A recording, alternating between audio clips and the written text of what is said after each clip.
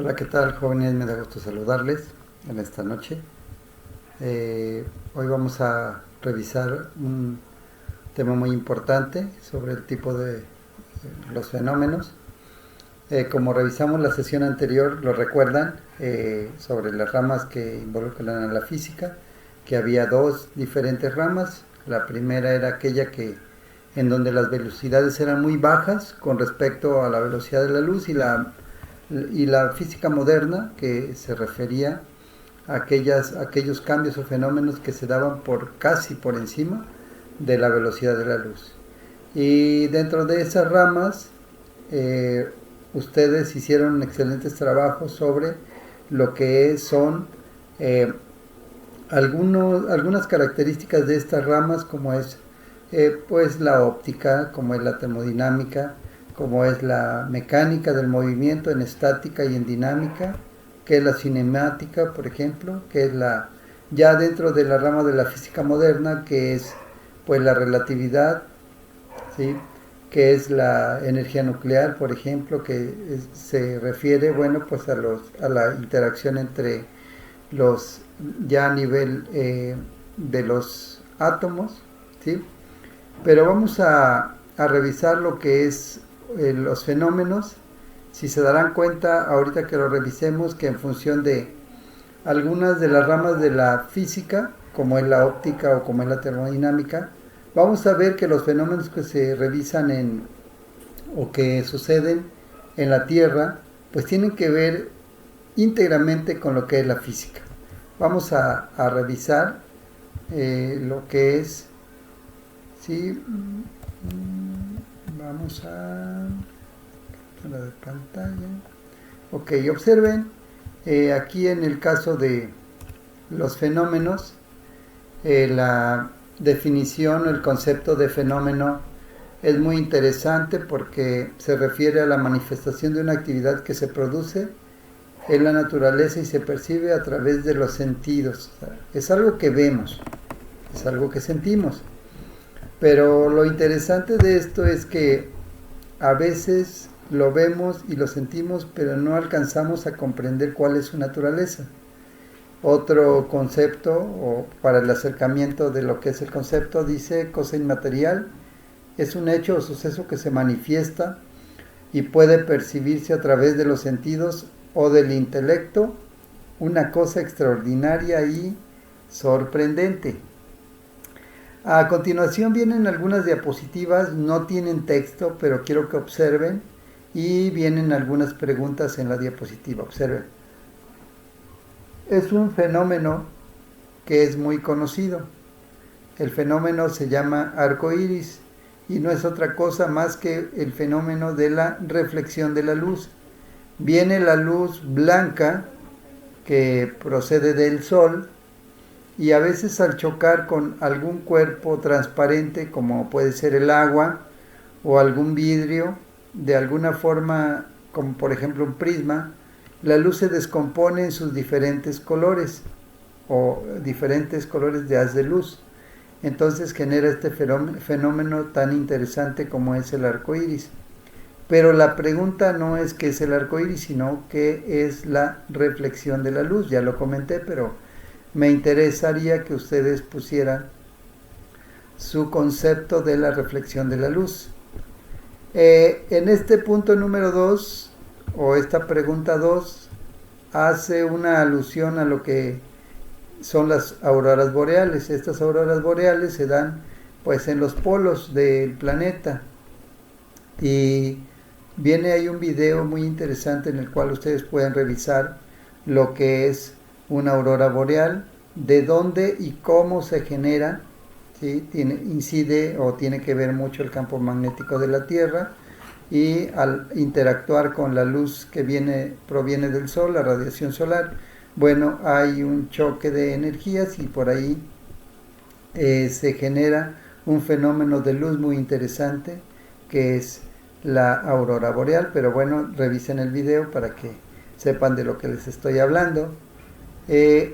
Estas dos diapositivas habla de cómo se forman los huracanes, o hace una pregunta.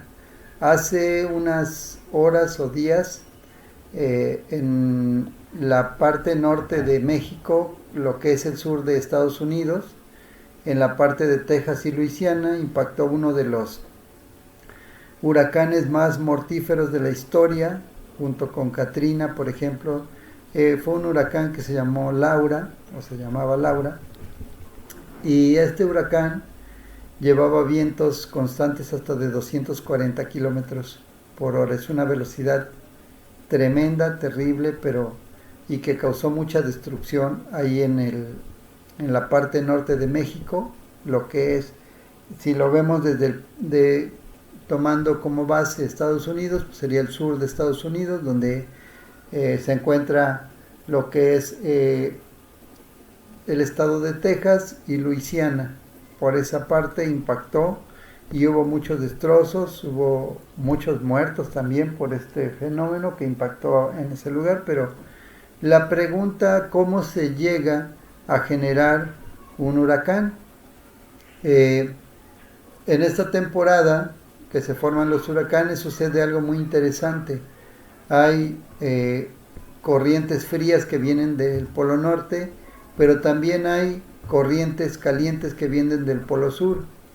Y entonces estas corrientes de convección chocan en lo que es el área del Ecuador, y ahí en el área del Ecuador, al chocar esta corriente fría y caliente, una de las características de los elementos o este cambio de temperatura es que el cuerpo caliente tiende a subir y el frío tiende a bajar.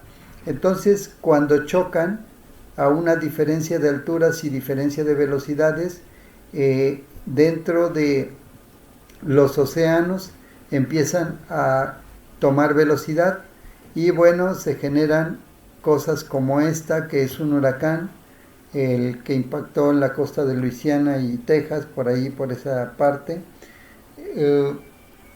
Llevaba, les repito, vientos de 240 kilómetros por hora, pero también era un huracán de categoría 4, que llevaba mucha agua y muchos vientos. Entonces se genera este tipo de fenómenos, como es este huracán. Ese es el motivo por el cual se generan los huracanes. Y bueno, después viene otra pregunta. Una de las ramas de la física, que es la termodinámica, no es otra cosa más que, según su raíz etimológica, termo significa calor, y dinámica pues no es otra cosa más que el movimiento o la dinámica del calor. Pero la pregunta es, ¿cuál es el medio por el que se transmite el calor? Bueno, dependiendo en dónde se encuentren. Si por ejemplo están en una fogata y se acercan mucho, aunque no están tocando el fuego, pero se puede percibir el calor por un efecto que se llama radiación. No hay contacto, pero se puede percibir el calor a distancia, ¿sí? Pero en el caso de los metales se da un fenómeno que se llama conducción, que aunque no puede un metal estar tocando la base del fuego y tú tomarlo en otra parte del metal y entonces quemarte, que es lo que ocurre cuando dejas una cuchara de metal cerca de la estufa, aunque no se ve que esté caliente, pero por conducción se transmite el calor. Y lo que les mencionaba hace un momento sobre lo que sucede con los huracanes, que se refiere a la convección. Ese es uno de los principios de transferencia de calor, que son tres: la conducción, que se da en los metales; la convección, que se da en los líquidos y en los fluidos, ¿sí? Y la radiación, que se da a través de ondas electromagnéticas, ¿sí? Ondas emisoras de calor, que no la podemos ver, pero sin embargo se da a base de microondas, que es el principio fundamental de lo que tenemos en casa, que es el microondas, un emisor de ondas de alta frecuencia y que calientan a la materia orgánica. Y otra pregunta: ¿qué tiene que ver la física cuántica con la electricidad? Se ha comprobado que para transmitir la energía eléctrica, bueno, pues se da a base de electrones que viajan a una velocidad muy alta, muy rápida, que es por medio de la física cuántica. Entonces, hay un documento aquí en la tarea en el cual habla sobre la física cuántica y qué tiene que ver la electricidad. Y bueno, esta imagen no es otra cosa más que un barco muy grande, ¿sí? Es un barco turístico en el cual se utiliza una gran cantidad de energía y no podría ser más bello lo que se puede observar, tanta energía que tiene, tanta luz. Imagínense ese barco, o este crucero, si no tuviera energía eléctrica, bueno, pues no sería tan interesante el viaje en él a como lo es con energía eléctrica. Pero la pregunta es qué tiene que ver la física cuántica con la electricidad. Bueno, ahí está el documento, revísenlo con calma y denle respuesta a estas preguntas. Y la última, ¿cómo se produce la energía nuclear? La energía nuclear se produce a base de la fisión del átomo de elementos radioactivos, como puede ser el uranio o el plutonio. Hay tipos de uranio, como hay tipos de uranio, el plutonio, el cesio, son materiales radioactivos.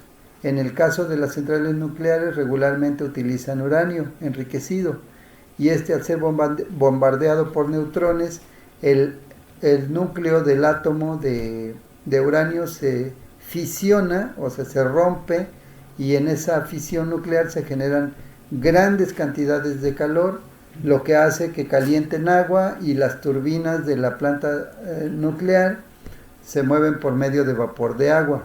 Realmente el combustible radioactivo no es el que mueve las turbinas. Lo que hace es que al liberar calor, al liberar mucha energía, entonces evapora el agua, llega a una temperatura muy alta, alrededor de los 800 a 1000 grados, inclusive más de temperatura, hasta generar un vapor sobrecalentado y mueve las turbinas. Y entonces esto que sale al ambiente no es otra cosa más que vapor de agua. Realmente las plantas de energía nuclear, salvo los accidentes, pero son una de las plantas más seguras y de las que menos emisiones tienen al ambiente, solamente que tienen espacios confinados en donde guardan el desecho de material radioactivo. Entonces, así es como se produce la energía nuclear, por medio de la fisión del átomo, del átomo de un elemento radioactivo como es el uranio o como es el plutonio.